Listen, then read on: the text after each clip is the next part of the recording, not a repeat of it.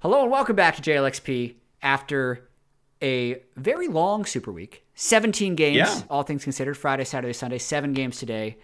It Prime was actually a lot of upsets and a lot of desk curses. I don't know if you were following that, but every player we talked up proceeded to that go segment. and lose. So we're like hyping up Summit MVP. There was a Gabby monologue today for Summit as well. He failed. Yep. We talked about Takui and how it was like, hey, maybe he's first team all pro. And then he had probably his worst weekend. But how did you, I really haven't seen you, it feels like all weekend from Analyst Desk to Caster Desk. So how have you been doing? Right. We didn't cross paths much because you hung out in the green room a little bit, but then you went out to go do stuff, to go be on the desk. So I didn't see you the rest of the day for the whole week. So I mean, overall, cast some games was fun. As far as the player curse, whatever, strange week. Happens. I mean, pretty quickly, both C9 and TL sort of realized, okay, cool, we're top 2. And fighting EG instead of 100 Thieves or Golden Guardians or whatever instead of 100 Thieves, is nice, but whatever, you're in the top half, you're supposed to be better than the enemy team. So, it felt like they didn't have to take it quite as seriously, but, I don't know. I think we did see the league continue to evolve, a very little bit as teams learned a little bit more and whatnot. End of the day, as I look back at the standings, it's like they do make sense. I could have seen all of this. Yeah. The one shot call that I got that I was happy about, and I think I got 2 shot calls right. Was TSM is not in playoffs. I called that before they played a single game. I called TSM are not in top 6. I didn't see another analyst say something Just like they that. Will miss playoffs to be fair, based off their roster. I had them 7th, but they were 3 games behind 7th. So okay, I was off by 3 games. I also had the 3 and 15 with you. It ended up being 5 and 13, so that was wrong. But at least I got one of my non-playoff teams correct. I think I got no dig in playoffs correct. Everyone got the top 4 right. There's not a soul who didn't think this was the top 4. Or at least 4 of the playoff teams. Right, TL, C9, 100 EG, everyone has. I feel those like teams everyone playoffs, had right? those in top 4, even though the order would have been a lot different. I had Cloud9 4th because there was just a lot of uncertainty, and I thought a lot of potential for that roster. I did too. Boom. I also was Cloud9 4th, But then they just ended up smurfing a lot of the regular season. But they're actually, to me, the most interesting team to talk about this week because of what happened to them. 100 Thieves will be interesting as well because they had the potential to maybe even move into second had they not lost to Dignitas again. But Cloud9 in particular, they come into the week with a 1-game lead on everyone else. Their hardest game is going to be against 100 Thieves. And they end up dropping the game today to FlyQuest, which loses them first place and lets TL lap them. TL went 3-0 this week. C9 went 1-2. And MVP Summit was it was literally a done deal. We'll probably end up talking about MVP at the end of the episode because I want to talk more about C9 as a whole. But they lose twice to Malphite. They look fairly underwhelming. It's one of those things. When they beat TL, I was trying to hedge people from overreacting about, are they not clearly the best team now? But where are you at in terms of your reaction or overreaction of, are they very close to the best team? Is it now sketchy that they beat 100 Thieves? How down on C9 stock are you and why?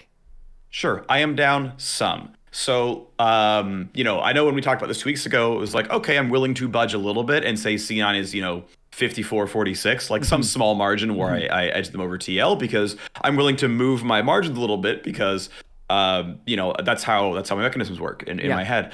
I mean, to me, they are still definitely a top 3 team. To me, Summit is still very, very good. So let's see, what do I overall say so here? they beat Dig, just for people that didn't watch all the games. They beat Dig. They lost to 100 Thieves pretty soundly. Summit had his worst game of the split. He was 0-8 on Graves. It was the most an individual had died in an LCS game this split. And then they just kind of lost to FlyQuest as well. They had this really weird draft. They picked Lee Sin, LeBlanc, Tryndamere in their 1-2-3. Nothing was a counter pick. All of it was blind. And then they ended up playing into Malphite and just a stronger 5v5 team comp and couldn't make enough happen in side lanes and through laning advantages and just kind of lost. Yeah. So, I mean, it's weird because so right. What I think about Cloud9 is It's funny. I thought about this very briefly last night after the games were over, which is, or this morning, I don't remember which one, but it's like, okay, in a world where the sky is falling and Cloud9 are doing their summer split boom from last year, but even sooner, this is what step one looks like. However, in a world where they're the best team, but they have a fluke loss or two, that's also what this looks like, right? Like, they're allowed fluke losses, right? 100 Thieves had some fluke losses. I remember talking with you after week 4, where it felt like a third of 100 Thieves, like all the 100 Thieves losses were just like, they're just mentally vacant, like what's going on? Right. And then we heard Abadaga talk about this during week 8, where he's like, yeah, I felt, like we were kind of unfocused. We weren't trying. I'm paraphrasing and using my own words now, but it's like we were kind of unfocused. We weren't really taking it very seriously. And now we're focusing and practicing, and now it's feeling a lot better. And it's like, hey, this team went to Worlds. It's the same roster. Like, maybe they had a little bit of burnout, and okay, like I give them a pass, take some time to regroup. And the fact they looked unfocused, like lines up with that. And now they look focused again. Okay, great. For Cloud9, it's like, well, teams realize that Malphite's a good champion. And to be fair, like Cloud9 are really used to playing around an incredibly dominant top lane. Yeah. Like I think back about the time they beat Team Liquid, and guess what? Summit was hard gapping Bwipo. They're giving him help as well, sure. But it turns out like, Graves is a pushing champion. He doesn't really have kill pressure. Maybe you dive together, but like you don't really dive at Malphite. That doesn't really work very well. And indeed it really doesn't. I mean, the fact that Someday was solo killing him was, outlandish and bad play from Summit, to be very clear. But like, okay, there's things to fix, of course. Yeah. Right. This is a team that up until this week was roughly tied for first with the most dominant top laner we've seen in the LCS history. Outside of maybe Peak Huni in 2016, right? Like that was an incredibly dominant top laner as well. And hey, Immortals' record was better, right? So, 2016 Immortals was probably a more dominant team, and hey, they fell out by playoffs. So, which one is true? I don't know. It's not obvious, right? Yeah. We had a bad week from Cloud9. Okay, does that mean they've suddenly shattered and they're trash? Probably not, but it is theoretically possible. Could they still be the best team in the league? Yeah, of course. They dropped 2 games, whatever, right? Like, of course that's possible. Team Liquid lost to Golden Guardians a couple weeks ago and then went to win 6 games straight, right? Like, these things can happen. It's, so I can't confidently say we're in either world. Have I lowered my stock of Cloud9? Yes. Because there is some non-zero chance the team is boom, or just their skill level is down, or people have realized now that they really, really rely on Summit, and Summit doesn't have any good counterpicks to Malphite. Right. Like, these are all possibilities that could be true. And then in game 2, when they ban Malphite, Golden Guardians picks Ornn, right? Like, these are all things that can just happen. And hey, maybe it turns out that, we just got data enough to figure out Cloud9. Now, Berserker's still incredible, and I think Fudge is actually scaled up quite well. And Fudge is very good, and Blabber's still Blabber. So, like, is his team still winning their first round match? Probably, yeah. Yeah, and I like how you're saying that it's mostly the same. I want to try and figure out a little bit about what the best C9 draft style is going to look like, because we've seen them go through so many different draft styles, and I honestly think that Max Waldo and the team going into this week would want to experiment a little bit. We also have to note that they're going to be going into another patch. So while LEC is going to be on 12.5B for all of their playoffs, LCS, I checked, is going to be on 12.6. So there's going to be a slight change to the meta, even though it's a fairly small patch. But yeah, trying to figure out like what the ideal strategy for Cloud9 is going to be, and answering if they are over-reliant on Summit. Because Berserker is still really, really good. But he also ended up not looking that effective in either of their losses. Like the 100 Thieves loss, they not only did Summit get solo killed by Malphite, but then they actually like tried to play around the bottom lane a little bit with a 4-man dive and handed over multiple kills to FBI's Aphelios. And then in the game today, like Ezreal and Alistar were just dying to misfortune a lot, partially because the Lee Sin was spending a lot of time top lane and Viego was able to go bot lane. But in my head, it's like Cloud9 almost bought in a little bit too much to the Summit is just going to 1v9 hype. Blabber is this future MVP. They're going to run the map. And by the way, we have Berserker. And I kind of just want to see them play normal again. Right? Like, sure. And I know maybe that's a silly thing to say. that they haven't been playing normal, but when you're just like 1-2-3ing like Lee Sin, Tryndamere, LeBlanc, when you're picking Tryndamere completely blind in 1-2-3, like I really do hope that that's not FlyQuest banned Jason Nar, Tryndamere's our third best, let's just make sure we get it. Like if that is the case, then they would actually be in trouble. But I don't think that's the case right now. I think Summit will have enough. I feel like he'll like 5 or 6. He usually has like 5 or 6 good champions when I look back through like all his years in history. So I don't know. I want to see them draft more traditionally, which is like you'll probably pick your jungler or whatever power pick first if you're on blue side. Then the other team will pick their 2 roles, likely jungle and something else. And then you just start matching. Like you don't have to be super creative. You don't have to just like try and power pick everything. And I think they're just going to be in a more comfortable state if they do something like that.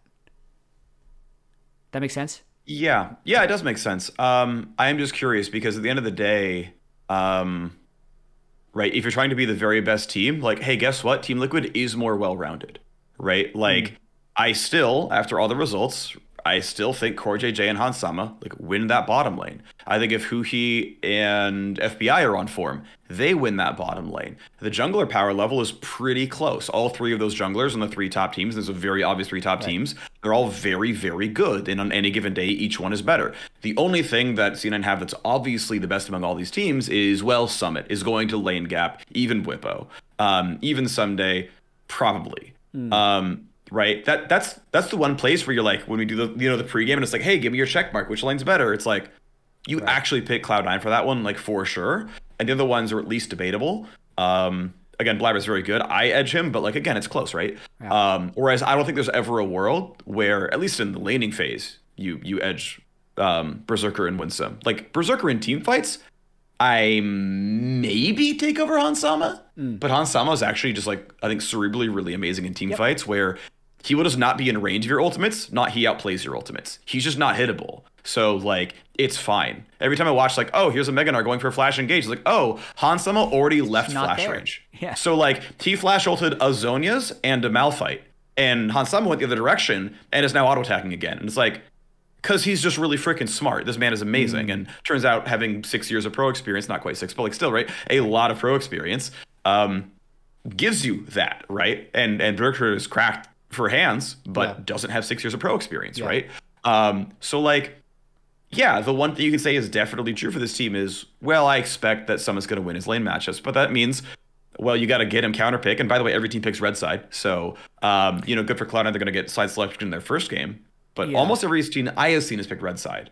Right. I had and so it's like actually have that's relevant. It's going to take me like a little bit. I will pull it up during one of these segments. But I had all of the teams' side selections because in past years,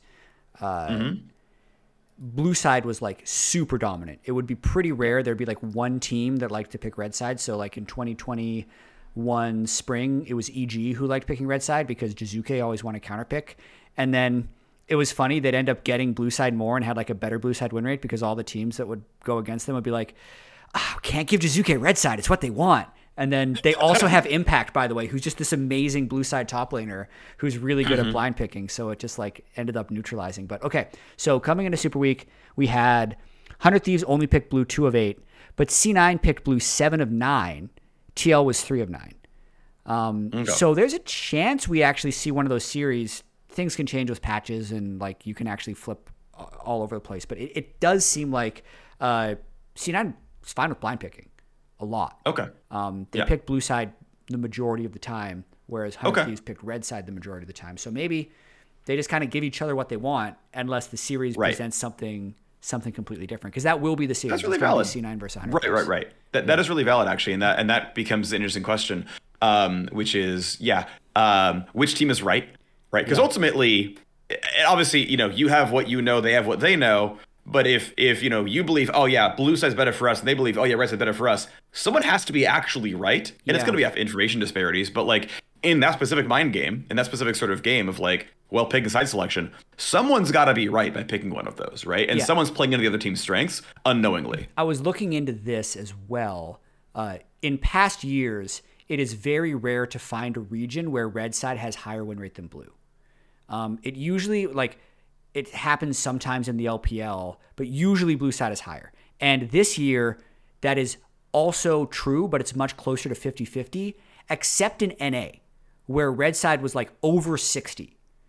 But also looking at the chart, if two of the top teams, 100 Thieves and TL, are just picking red, is that because they're good, or is that because they're red side? And LCS also plays way fewer games, so you're not going to have as many times to balance it out. Personally, there's more variance.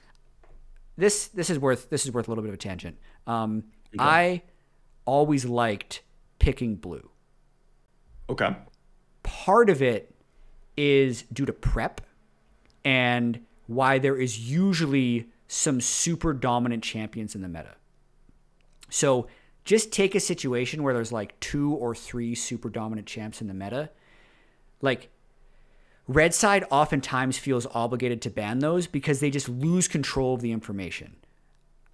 This might be a hard conversation to have with you, but like... Okay, I've thought about it a bit, but I know, let's go for it. Like, in theory, I always thought this before coaching as well. Like, oh yeah, just trade. Like, why not just trade? But like, the ability to practice all of those things within a week to be comfortable enough to trade these overpowered picks is difficult because you can't always get them in scrims. And then there's the off chance that the red side team will just ban the overpowered things anyway. And then you've wasted your practice because you're always going to be playing like a red side game and a blue side game. So the team that's blue just has so much more choice. Like, if they want to opt out of an overpowered champion that the other team bluffs, sure, you get 1 ban. Right? But red side is just, I need a better way of explaining this, but just try to, I'll think about it for a future video. But like, blue side does get to control the draft. And when I talk to like other pro players or other coaches, like, oh yeah, of course, blue side gets to control the draft. But red side does get more counter picks, which might be more valuable this year because of the teleport changes. Possibly. Right? Yeah. Top's more of an island, so you get to do more there. Right. And especially in LCS, there is less of a consensus on what the OP picks are.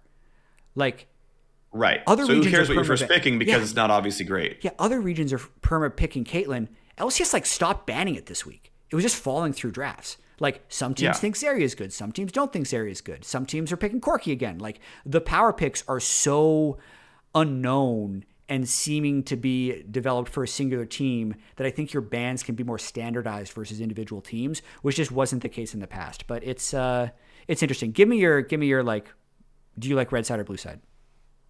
I mean, I love trusting data. So like, ultimately it feels like, well, the way drafts shake out and the way the game shakes out, blue sides need to be stronger.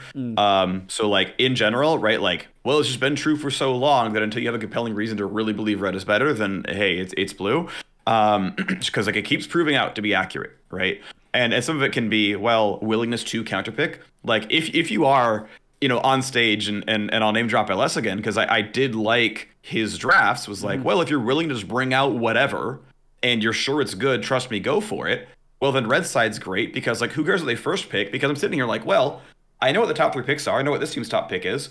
Oh, don't worry, we've got the secret tech for this, you know? Yeah. I'm ready to go because, you know, we've prepped our draft, whatever, and then we'll just pick it on 4 and 5 and whatever, you know? Otherwise, we'll trade back and forth in 1, 2, 3, who cares? And then, you know, as long as my teammates feel comfortable picking some random stuff, we're good to go. The specific one in this case is Malphite, where back-to-back Malphite games like really crushed Summit. And it turns out that, you know, taking the whole mountain is better than just the top part of it. So, you know, here he is playing Graves and Tryndamere and whatnot. And it's like, yeah, you just pick the hard counter like tank matchup. And yes, Graves and Tryndamere are winning lane, right? It's Renekton for 2022, where this champion wins lane. You always have priorities. You can go do stuff. And teams are like, yeah, so we just pick Graves all the time. We just pick Trynd all the time because there isn't a matchup where you actually win the lane against them.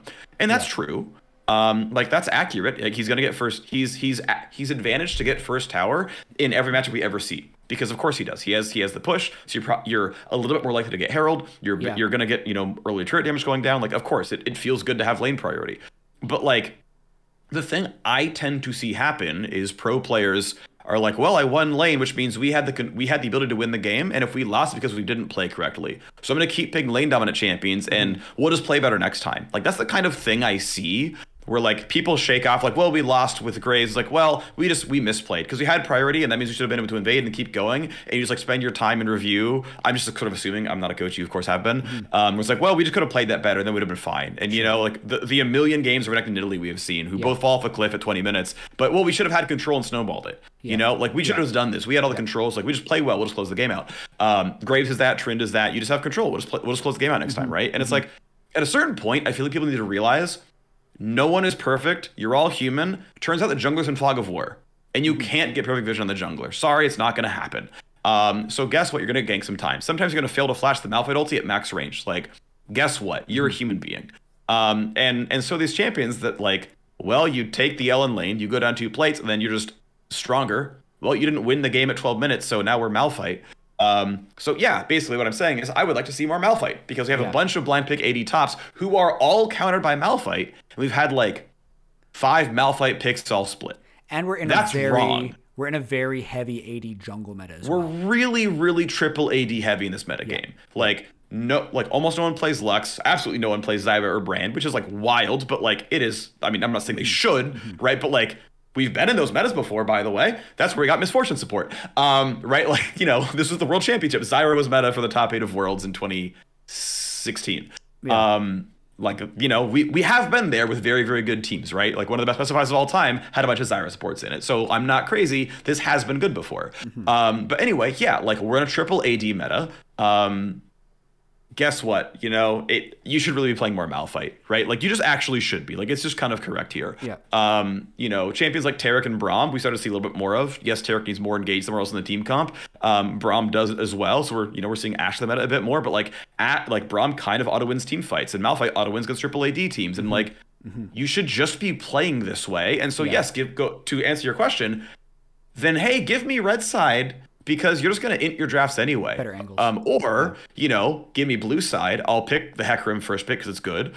You know, we'll pick Zeri 2 packs ago because she was busted. And then I'll probably still have room to pick the Malphite somewhere. I think what'll probably happen is we'll see. I think we'll honestly just see more Malphite bans on 4-5. Because like, I don't think champions like Diana or Nidalee are completely dead. Like, so I'll just say one of the reasons Malphite is good right now is because you mentioned 80 tops, 80 jungles, and then also the 80 carries are generally low mobility, and even the AP control mages, if there's like a Victor or a Syndra, are vulnerable to Malphite.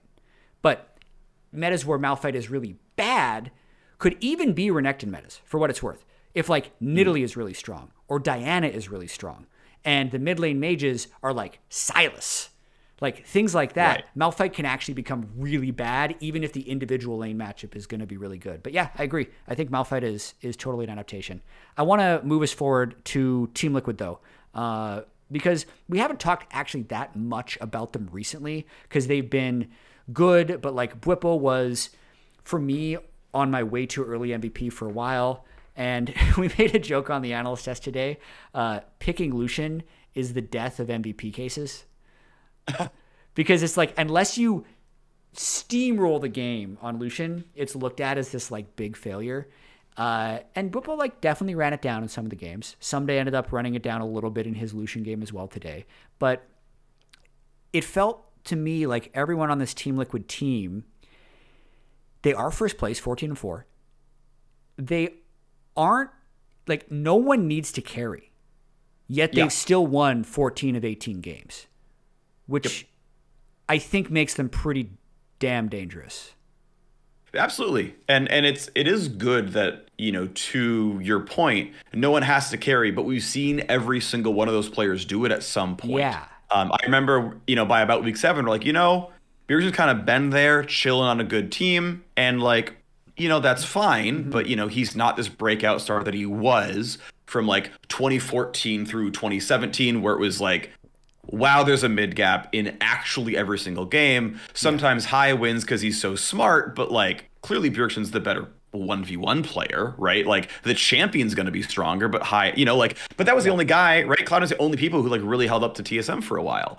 And then, you know, then it shifted and okay, CLG got there, and then, you know, Bjergsen started getting past a little bit, and, you know, Jensen was, you know, comparative or comparable and whatnot, and then that moved on. But yeah, looking at Team Liquid, their second round robin was 7-2. They dropped to Cloud9. They dropped to FlyQuest. Their first round robin, they lost the opener to 100 Thieves, and then won a whole bunch, and then dropped to Golden Guardians in Super Week. And it's like, okay, 100 Thieves, Golden Guardians, Cloud9 and FlyQuest. To be fair, those are all playoff teams, right? They're actually 6-4 against playoff teams, which actually wouldn't be that dominant. Right. Yeah. Right. Like they're 2-0 against exactly one team, and that's EG. If that's the tracking, which is like, you did crush the bottom really, really well. But that's like, I didn't think about that until just now looking at their results. It's like, you were consistent, very much so. But like, now I still probably, I was, right, 55-45 in our last JLXP. We'll go back to 55-45 TL based on what I've been seeing. And, maybe, and it's not that like Cloud9 are just weaker. It's Cloud9 might have actually crashed down in 10% of cases. Possible. Right? Yeah. Whereas their ceiling is the exact same ceiling. And TL, I feel like, has been about the exact same team the whole time. They won Lock-In. They look very good. They got Core JJ, and weirdly, they didn't look more dominant post-Core JJ, right? They still went 7-2 in the second round robin. So, like, they didn't really perform just in win-loss column better than with Ayla.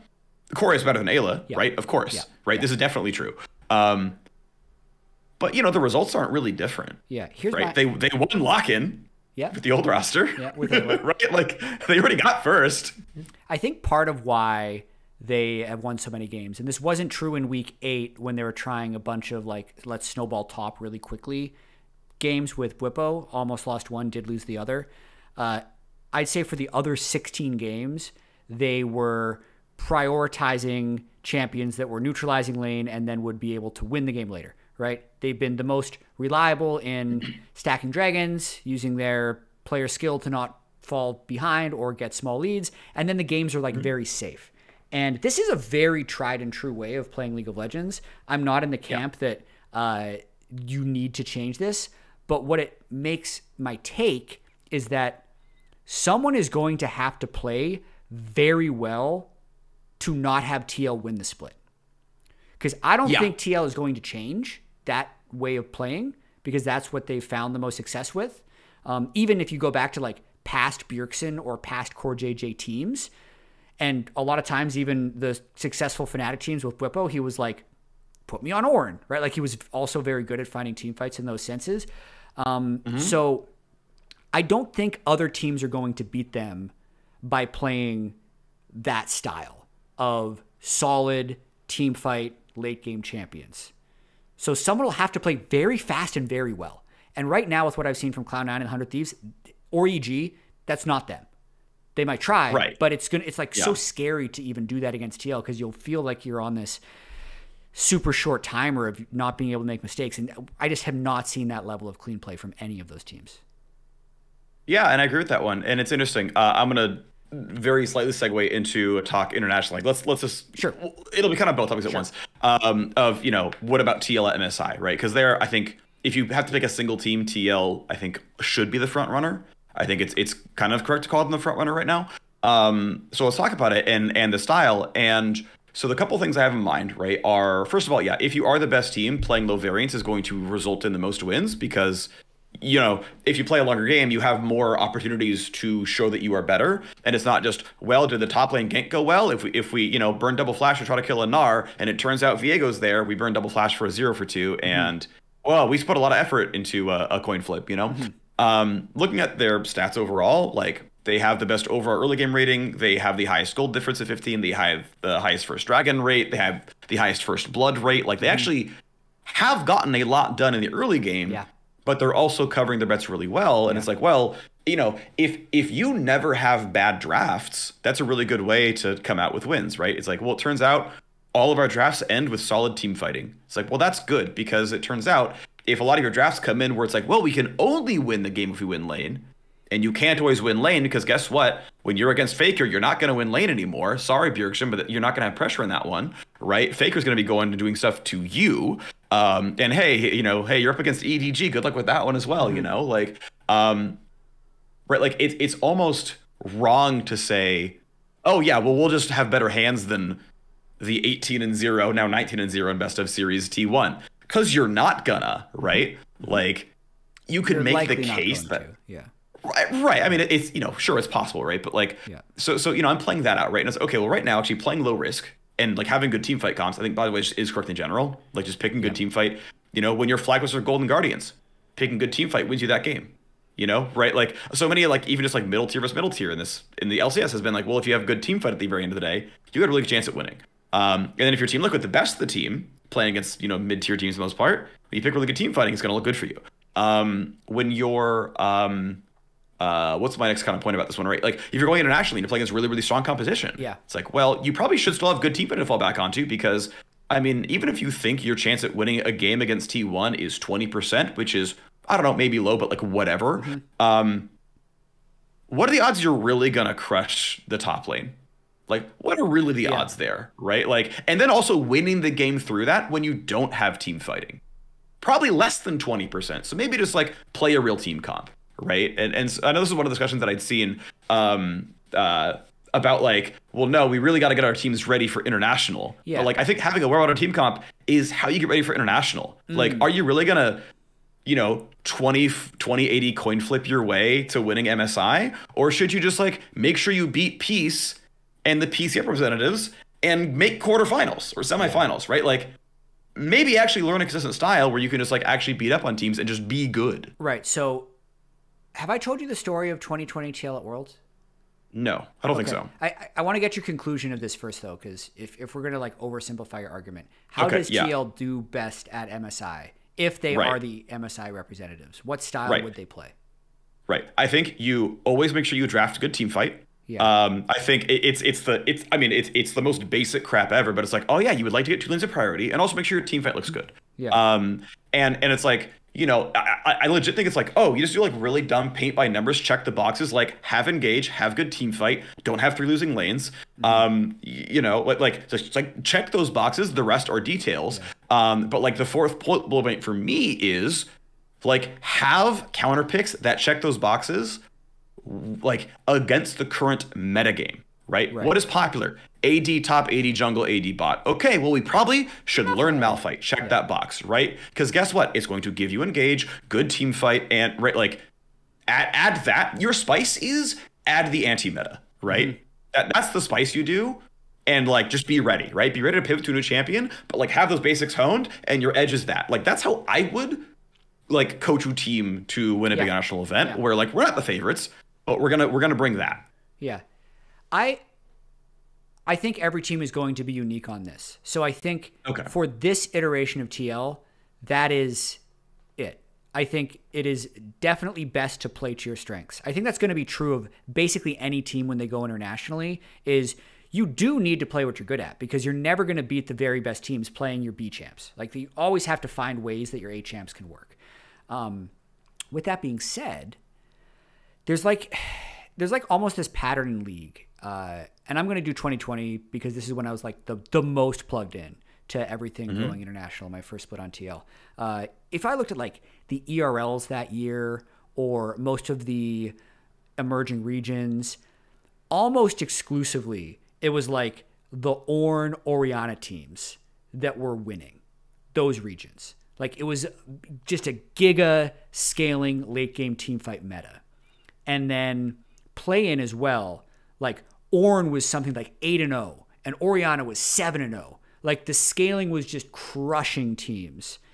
And that's also the way, I think the most reliable way of, if you truly think you were better, play this style, because all the teams there also play that style. So you're just gonna outscale them. However, that was also, by the way, how TL played, generally speaking. Yeah. And we definitely tried to play like faster tempo a little bit during the regular season, and we had a lot of scrims and just never really found success with it. Then our group stage started, and we lost to Machi, and we got just obliterated by Suning. Like, they picked early game, we picked scaling, we never got off the floor. Like, we had some bad early jungle pathing, tactical died. But then we came up with like, and also, by the way, I was trying to make our scrims so we wouldn't like completely lose our mental. We didn't scrim too many top teams. because we would actually just get slammed a lot of the times. Right. Sure. Some of, like, I think we played Gen G and we were like 0-6 in a block with 2-3 game blocks. Trying to remember exactly it because it was in the TL doc, but we're like, okay, we are just going to lose if we both try and scale because we're just not getting a lead. We're not finding a way that we can play the game. Okay. So we did start picking a lot more early game, but we made rules. We're like, we need lane prio, we need engage. We had one more rule, and we also need some level of surprise. Because at the time, we'd become very predictable. It was like, oh yeah, we're going to play Graves Early Sin, we're going to play Orion or Cinder, we're going to play Ornn or Shen, like stuff like that. But we did actually have these surprise picks. Like for some reason, we'd practice set a bunch, never played set. So we'd be able to get set. And by the way, we could play it mid, top, support, jungle. Like it was actually like this huge mega flex pick for us. So set was our surprise. Set was also our engage. And set also was kind of our lane prio. So it was like, in a sense, kind of perfect.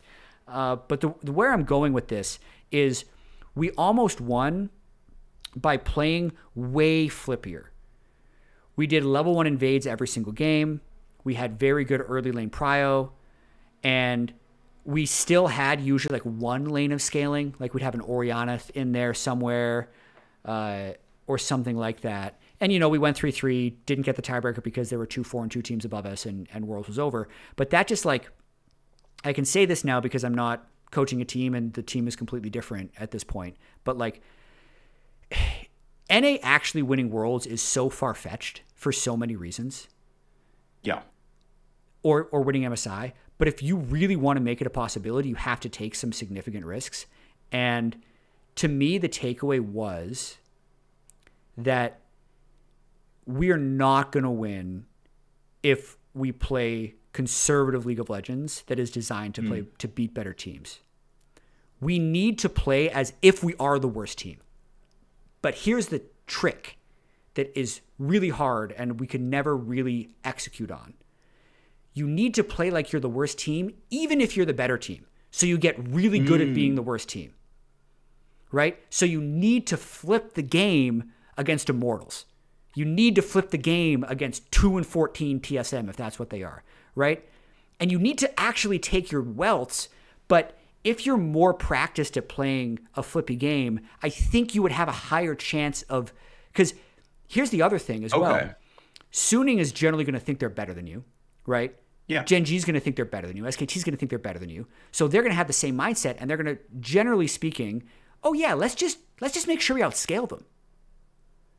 So then you're like, okay, that's actually our window. Let's pick early game. Let's fucking run them over, right? Right. Would be the idea. And that's part of why like we constructed the roster the way we did and played kind of the way that we did in spring of 2021. Like 2021 TL was a very explosive, aggressive early game team. But like, obviously things didn't all work out in that, but that was at least a theory. And I wanted to test that plan because nothing has worked for anyone. So it's like, I kind of try something different, but there's just like so many different conditionals that need to happen with like the meta and the players you have and playing to your strengths and all that stuff. But you're very pensive. I just dropped a lot of information. Yeah, I mean, I'm thinking it through, right? So I'm like, okay, I guess I'm gonna move the goalposts since basically your TL dire was actually not what you said, Phreak, but what I did, which I think is valid. You know more more inside information than me, right? So like in 2020, I was like, no, actually, we are a late game team. Let's just play what we're good at, and we ended up pivoting like last minute, and the pivot worked. So it like really created a weird internal dialect. But like, should you have lost to Machi, right? Like at the very start, like clearly your week 2 adaptation worked, right? Like, like my recollection that was like, like in week 1, you guys beat G2, and then in week 2, you like, is that the right year, right? Yeah. Where it's like, week 1, you guys beat G2 like on day 3. Like, had you already swapped your style or did you just outplay them? Yes. Okay. Day after we were 0-2, things were hopeless. And one of the things we did is we had like a team conversation because we had a lot of players on that team who'd made deep runs. Cord won Worlds. Broxa had been 0-4 on Fnatic. Jensen had been 1-2 on Cloud9 and went for a 3-0. And we just kind of shared stories of like, how the hell did you do this? And almost all of them were like, yeah, we just stopped caring. Like, you do all this like complex League of Legends during the regular season, then at the very end, you're just like, oh yeah, just fight. Right? Yeah. And that's kind of the mental state we were in. So we just picked champs that could fight and probably surprised G2 the first time. We lost to them the next day, then beat Suning, then beat Machi 3-3. Right. Yeah, so I'm basically playing it out. I'm like, so then, okay, let me shift my focus very little bit, but it's like, I'll backpedal and be like, okay, so then, just play good. Like, that's not the right way of putting it, but like, hey, it turns out we're like having Gage being able to scrap, like being able to like open opportunities, like should not just every team be that? Like, we look at EDG winning worlds because I guess my other thought, I think it's different points, but I'm just going to kind of toss between them. We're probably not going to end up recapping all of LCS because this is too interesting of a conversation. Yeah, exactly. I like this discussion because we're going to eventually head to MSI with somebody. So, okay. Well, I'll start the bigger picture one, which is, I think like ideally, if I'm like very big picture and I'm like, okay, I'm going to run an LCS team for a year, right? Yeah. Or a number of years because it goes really well. I set my sights on like a realistic goal, like aim for the stars, land on the moon kind of thing, where it's like, I'm not actually practicing to win worlds because too many teams are too good for that to really happen. But like, is success going into quarters? Maybe not so much. Is success going to semis at worlds? I think everyone celebrates you if that happens, right? Like Cloud9 did it exactly once, and they're still the most dominant team. I mean, the fact they get to quarters every single year and are ostensibly a top 8, or maybe if you want to be not generous, a top 10 team in the world literally every year for like 6 years straight. Like at a certain point, you did a lot right. Yeah. And so I guess the thought I have, right, is like, you don't have to be that good of a team or even that volatile to do it the way I see it anyway, where it's like, well, you go to MSI and it's like T1's better than you. Okay. EDG or RNG are better than you. Okay. G2 or Rogue are about as good as you. Okay. Why the hell are you not better than PSG Talon? Why are you losing to Peace? Right? Like those are the two where it's like semis at MSI should be like a formality if you don't suck.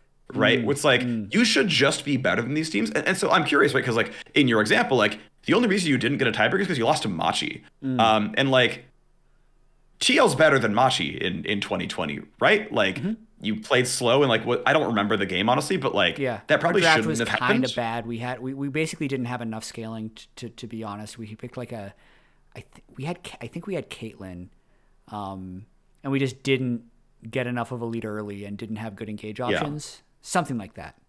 Yeah. Right. And then like, I think back at, the most recent TL where that whole group went 3-3 and they unluckily drew Gen G, which was obviously the best team in that group as it turns out. And it's like, okay, well, you screwed up by dropping an extra game you shouldn't have to LNG or something like that, or to Mad Lions. I will say that team got very, very good at executing early game top lane turret dives. So they were like very good at this specific thing that could give them an advantage. Yeah, so I guess what I'm saying is, it's like, just be good at what you do then, because obviously Alphari's lane dominant, he's very good at asking for attention, right? Like, he's very good at running the first 15, which is great, right? And as long as you can convert that into something, like, that is a killer team, because Alphari will actually lane gap almost everyone, even at Worlds, right? And so, if you give me a team the caliber of TL or Cloud9 or 100 Thieves, it's like, okay, well, we play to our strengths, and like, we're not going to beat T1 in most best of fives, no matter how quickly they play the games. But like, we should probably play good League of Legends, and that's probably a bit aggressive. Just in general, it should be, right? Like, you should have 1 or 2 lanes of priority, and then do stuff with those lanes. Like, there should be tower dives. You should be getting, right? Like, if your winning lane is bot lane, you should be getting the first 2 dragons, and probably a double kill at some point before level 6. If your winning lane is mid lane, like, bring it to bot lane and get a double kill before level 6, right? Like, and if it's only top lane, well, then go kill their jungle, go kill the top laner at the, the 6-minute wave, right? And then I don't know how you bring that advantage elsewhere. That's going to be tough, but like, figure it out. So like, otherwise, like if all your players are worse, like it doesn't matter what you draft. So like, whatever. Then you're just not going to win, no matter what you do. Yeah. But I will say, yes, like you should play to the strengths of your players. Right, like Alphari is a giga good laner. You play to that, right? If your Cloud9 Summit is a literal world-class top laner, like play to that. Right? Get him good drafts, and maybe don't let him get hard countered by a Malphite. Hope he's having an on day because he just made mistakes. you know, and so it's like, I feel like, yeah, you approach it knowing the teams you're against and you go, okay, we're up against TL here. We probably should be top focused on this draft, you know, versus when you're against, you know, let's say you're against Immortals. You know, let's focus bot lane because I think, you know, someone will probably passively win up there. And so the thought is like, you know, maybe you can craft a game plan per match that feels somewhat doable, as you have time. I don't know. I'm doing like a lot of rambling and dancing around and whatnot, but like, it's just like it's so. First off, it is a unsolvable problem in a reliable sense. Yeah. So any solution requires a high amount of variance. And I want to just go back in the conversation to one thing you said of like, because again, I've thought a lot about this. Why do NA teams lose, like drop games to DFM? Why don't they just always win those games? I think Suning lost to TL. That's it. Right? That's actually exactly it, because that just those happens. are the steps, right? Like it just happens. Like unless there's that big of a gap between teams, but the gap is just not as gargantuan as it should be. It's not like there's this magical, like if fourth can beat first, it's not like there's this magical line that fourth can't lose to six. So to kind of explain that, I think that's a very, very simple way of doing it. And it puts, again, the fourth or fifth best region in a very precarious space where the expectation is that they cannot finish below fourth, which in my opinion, and untestable opinion, limits their ability to beat one. You need to actually increase your chances of losing to six to have a higher chance of beating one. And that's a very scary, possibly very stupid thing to do as well. But if the goal is to actually win, that's it. And the other way I'd say this is like, this can be its whole breakout episode. We can bring in like a whole panel to rehab these conversations. But another theory that has existed in League is you have to be able to play everything, right? We saw this. People say it. Teams say it. I don't agree with it, but I've heard it. Exactly. 100 Thieves said this a lot early on in the split. Hey, we want to be a team who can play through top, who can play through mid, who can play through bot, have a lot of styles. I don't think the team that wins Worlds is the team that can play every style. The team that wins Worlds is usually the team that plays the strongest champions and figures that out first. But what I actually think is more true is the team that wins Worlds is the team that just happened to be really good at what happened to be the strongest. I think that's pretty true. So it's really hard to plan for. You need luck. So, yeah. What's interesting is like, so there is a bit of like, I agree, right? Like, you know, if we're in a top focus meta and top laning phase matters a lot, guess what? Alfarikim's going to do pretty well because he's obviously a very good lane. That's going to matter. You know, that's just like, these things are true. If you are, you know, a better tank player versus a better assassin player versus whatever, like these things are true, right? I agree with you. And you can have big swings. It's like, oops, you know, lethality items all suck for the end of the season. Sorry, your assassin player is just like, you're literally playing on weaker items, right? You just have a lower chance of winning. That's just true. That said, though, I don't fully buy in because I think the margins through which like the best style, the best champions is actually pretty small, right? Like I think playing the best champions versus very good champions that you are good at is like a 2% win rate, if that. Like I think it's actually pretty small. Where it's like, well, okay, so like peak Zeri is obviously dumb strong, right? Okay. But like compare the current level of like Zeri, Jinx, Ashe, Aphelios, Ezreal, Kai'Sa. Who cares what's the best one? They're all good. Like, if the world decides Ashe is the best AD carry, and they all decide to build comps around Ashe, is she that much better than Kai'Sa? Right? Like do you know, like, as a certain way, do you believe so right now? Then even if you get like 6 months of hindsight, is the difference going to be really that high? Like, is it actually? And so to me, it's like, you know, yes, that can knock on a little bit, but like, well, no, Ashe is the best by 2%, and then Braum is the best by 2%, and then also Azir is the right. Like, okay, if you can actually stack 5 champions who are all that much better, then sure, I buy it. But like, I don't think that's really true. Like, well, we saw a lot of Lucian Nami in EDG's run. Yeah, it's like, well, it turns out you could have just banned Nami at any point, and now what? They have none of that. Like, you know, like there's only so many actually strongest champions. Like I just kind of don't buy it. I don't know. I always, I guess, believe that like the meta is never as solved as people believe it is. I just don't. That is true. So I don't. Yeah, as I just kind of continue on, as I'm cutting you off by as you agree with me, is so it's never solved anyway. So like what people are actually playing and winning on isn't actually the best. Like the Worlds meta could have probably kept evolving from the point it was at when EDG won Worlds. They weren't playing what was best. They just no one passed them yet. And it turns out that if you wanted to actually beat Lucian Nami, there's probably a different lane out there that worked just fine. And there's probably a different mid laner that would work just fine.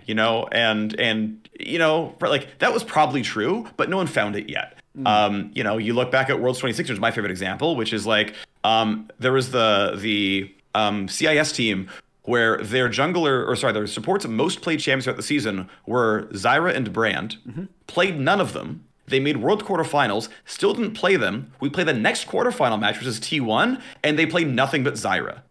Also, by the way, Samsung Galaxy played nothing but Zyra. Also, T1 played Rox Tigers, and they're like, shit, we can't beat Zyra. And they play Ashe MF bot lane. Yeah. The guy who one-tricked Zyra didn't think the champion was viable, right? And then Misfortune Support of all things was the answer. And like, I think this thing is like almost always true. There were some really extreme cases like Ardent Sensor meta. Like, okay, that was actually just so good that like it actually was the best, but it was also the best for the entire year and no one realized it. Right. But I think that was actually the end of the line. Like, I think Ardent Sensor actually was kind of the end of the line. And if you couldn't play it, okay, you're playing Fervor of Battle Leona out of nowhere as Ignar. And that's just like a 10% of the time it'll work.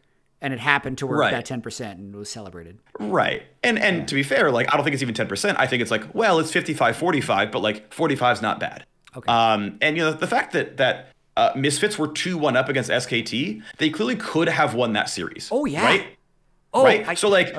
They weren't playing the best things or had the best players, but they clearly could have won the best of 5. And T1, who are the best at the best style, they're not winning Worlds. Sorry, it ends in quarters. Right? So, though I don't agree with the idea, because the game just has so much variance anyway. That, like, T1 are the best style, and yet they're losing to Fervor Leona. So, is just everyone playing tank supports in semifinals onwards? Right, like, is that just where we're going? I guess this was the year where Samsung Galaxy won because it was the Ardent Sensor meta. The Core JJ Championship, yeah.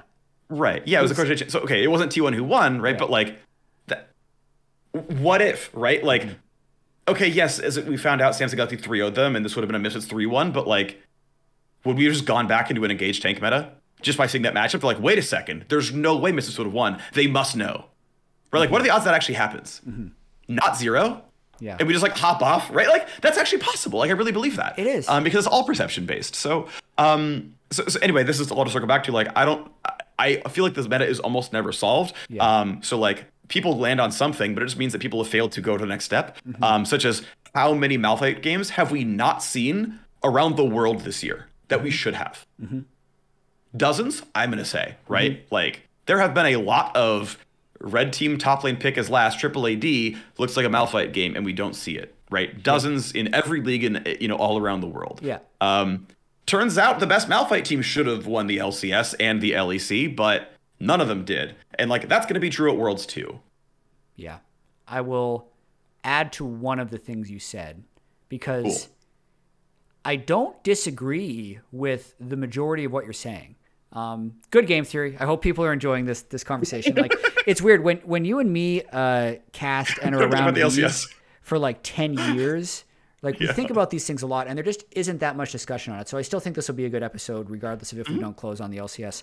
But like the finite amount of practice time you have also really changes the way the meta can evolve. I would actually even say how frequently we play on stage also decreases how rapidly the meta can shift. Because you're constantly, I mean, this was even more evident when LCS was 3 days on, 3 days practice. You're constantly, and then also like a 6-week regular season in spring. You're under this insanely tight pressure to perform right away. So you're even experimenting for 2 days in scrims actually confirms that on Friday you will be playing something you are not confident in. Right. And that's bad. Like, it is bad to play something you're not confident in. And then because like new champions come out, patches change, like the actual strongest, like you're really just rapidly trying to figure that out. And you don't get that many shots. And if it requires a larger pivot to the overall meta, like that's an even bigger shot. Like sometimes, and that's why I'll very quickly go over the concept of like slotting in. It's why some champions can get adapted so much faster than others, depending on their power level. Like you could have, I'll create 2 slots. Bruiser Jungler is a slot that's very easy to fill. And when Volibear released, he could not be that OP, but because every team comp required a Bruiser Jungler slot, he can find play right away. But let's say Auction doesn't fit the slot.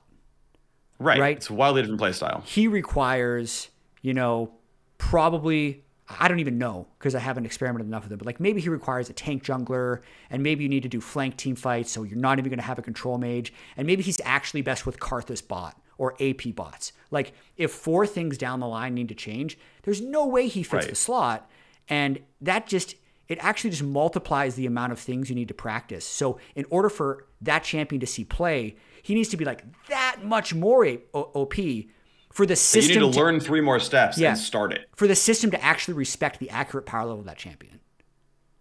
Totally agree with that. Because we're not in the system where everyone is starting from scratch and then like building up to the perfect team comps. We're constantly in a working machine that needs time to adapt. Yeah. And I mean, that makes sense, right? I'll keep using Ardent Sensor meta as an example where it's like, okay, by the end of the year, players realize not only is Ardent Sensor OP, but also just going Relic Shield and AD Carry is OP. Yeah. And like, I'd done that from the beginning of the season. So I was like, oh, Ardent Sensor's first item win rate is like 62%. Got it. I'm buying this. Also, I had just like seen a couple Relic Shields and like, I'm a Relic Shield player for this entire season. And like, I actually had through my games, and I'm just playing solo queue, like, okay, I actually will almost always go Targon's Brace. I'll buy the tier 2 upgrade because I get a shield and I get more gold income. Like, there's no way spending 400 gold on like 500 health isn't outstanding. Yeah. So I'm just doing that. Like this, like I know the game well enough that this is just correct. And everyone else is gonna figure it out around me, whatever. But like my sport's getting extra gold income. I'm gonna have 500 bonus health, and like we're playing League of Legends, and it's gonna be fine. And eventually people realize it. Eventually people are like, oh, we're gonna play hard supports, and then once that happened in pro play, now that we know we're playing Janna and Lulu, pretty much for like the 2 picks the entire time, a little bit of Rakan, like, oh, who's engaging? How are they engaging? Because it's been a long time of this guy not playing any Zac or Sejuani games. Okay, how do we play around Zac Sejuani jungle? Now that we're playing Zac Sejuani jungle, what are the good top laners now? Like, to your point about the spillover, like that is what happens.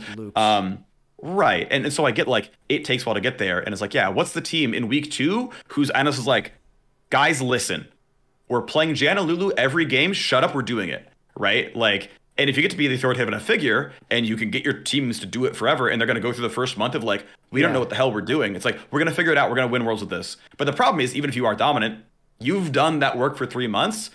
Oh, we'll just copy their notes. Got it. Cool. Yeah, you play engaged junglers at an AD top. Got it. Okay. And that's the tough part, right? To your point, like I get why you don't get these big C changes. And that's why I'm like, well, the good thing the slot is pick a tank in the top lane. Yeah. Congratulations, right? Like that ain't hard. And that's the stuff where I am let down by teams. I understand not getting in the Ardent train and figuring out team comps throughout the year. I get that. Now I think teams should be to the point that teams shouldn't have to play all styles. Yeah. Being able to engage from the jungle shouldn't be that freaking hard. Yeah. I get learning mages. Okay, go ahead. I got one more thing to throw a wrench in this, but I actually think we should pin this discussion for when we go to MSI. And also pin this episode because we did talk about the top 2 teams, and everyone else is in playoffs, and like the 5 and 6, they don't even play until the week after. So there'll be times to discuss Golden Guardians and FlyQuest. We got 2 weeks off for them, so I'll have plenty of episodes where I can talk about all those things. Here's a final thought, just to stir. I don't think we should debate this much because I'm not even done with this one yet. Fair. For how much people, at least in the West, like almost expect from coaches. Like, oh yeah, the analysts just need to get in there and like tell them this is the thing. And like the players need to have this respect and they're the ones going to make the decision. Yeah. Let's look at undefeated T1. who with a more authoritarian coach was mid-tier last year. Then both of their coaches get basically exiled, right? They kind of promote assistants. They make the run to Worlds. This year, Polt, a former StarCraft pro who is cracked at TFT, definitely like an authoritative figure, but like he's now the head coach. And let me tell you, he's not telling Faker what to pick. Right? Yeah. Like I actually, and again, this is hugely speculative, and the LCK insiders would be able to get a better answer on this, but it feels to me like T1 is like very close to a player run team. Very close. And they're the very best. Yes. They have Faker. He can do the player coach thing, right? But it's just, I really been thinking about that. Like, what are we really doing? Like, what are coaches and analysts really doing if the very best is not doing it? Well, so to be fair, my thought about it is that I think it works for T1, right? It's the kind of thing about like, what champ should I play? Like, well, you should play the good champions. Is that I don't think it's one size fits all. I think, you should have the right management, right? If your coaches aren't very smart. Yeah. Right, for the situation, right? If your coaches aren't very smart. T1 can find smart coaches. T1 can find the best coaches. Yeah. They hired the best coaches. They hired the world champion. But I guess that's fair, right?